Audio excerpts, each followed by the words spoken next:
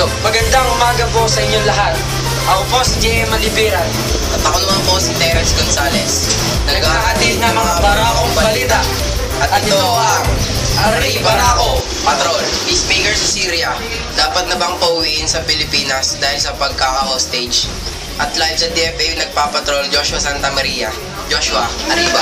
Salamat, Terence Gonzalez. At ako'y live ngayon sa DFA para usapin si Secretary Piling Kabatak.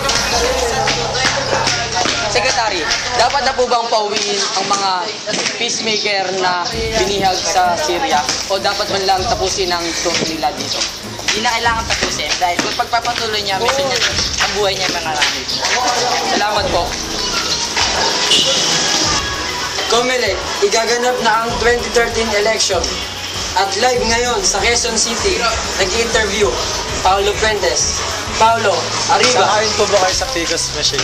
Hindi, kasi baka magdadayaan at baka hindi rin gumana ng ayos. Salamat po.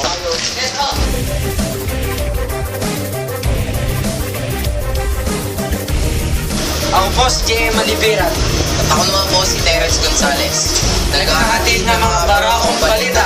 At ito ang Ari Barako Patrol.